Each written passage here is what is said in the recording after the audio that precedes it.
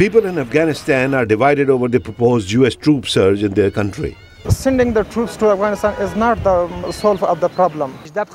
You can't bring peace by bringing 10,000 or even 1 million foreign troops to Afghanistan. Definitely they should send their more troops here. And some experts say before committing more troops, President Obama must take into account different perceptions in the US and Pakistan about the threat in Afghanistan. The US, they say, sees a return of the Afghan Taliban rulers in Kabul as a threat, but Pakistan does not. This, they say, explains Pakistan's mixed motives and incomplete responses in the drive against terrorists. Pakistani leadership defines the threat differently than we do. And from my own experience, I've seen measures of that in the sense that when you talk to many Pakistani leaders, they see the threat in Afghanistan to be India. George Perkovich. He's an Afghanistan expert at the Carnegie Endowment for International Peace. He was referring to an oft-repeated concern of Pakistan that once the US leaves Afghanistan, India will try to expand its influence in that country by giving massive development aid and opening up more consulates near the Pakistan-Afghan border. India denies it is doing that.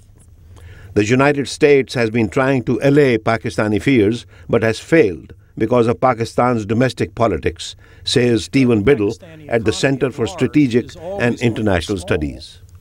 It's hard for me to imagine the situation under which any of the actors in a deeply divided Pakistani political system decides that its self-interest lies in aligning itself with American preferences over domestic political opponents who will exploit them for that, given whatever is available from the United States in terms of aid.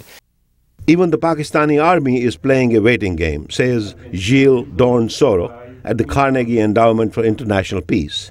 That's why, he says, in Waziristan, the Pakistani army is cracking down in the south, but is not targeting the Afghan Taliban who are in the north. Because right now, the bet of the Pakistani military is that we are bleeding in Afghanistan and that in a few years we are going to exit. And then they think that they will put back the Taliban in control in Kabul. Pakistan's army last month began a major offensive against the Pakistani militants entrenched in South Waziristan. That action provides an opportunity for US forces in Afghanistan, says Peter Bergen at the New America Foundation. He says it allows for a hammer and the anvil strategy, increased US forces being the hammer and Pakistani forces in Waziristan the anvil. Bergen is in favor of sending additional US troops to Afghanistan because he says a return of Taliban rule in the country must be stopped at any cost.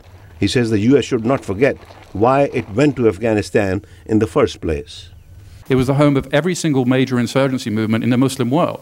And if we let it revert back into a sort of Taliban state or even a semi-Taliban state, every major Muslim insurgency movement in the world would come back and train in Afghanistan.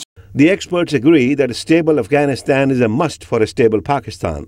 They say Al-Qaeda in Pakistan is waiting for the Taliban insurgency to succeed so that it can have access to the Pakistani nuclear arsenal, the ultimate fear of the international community. Ravi, Khanna, VOA News, Washington.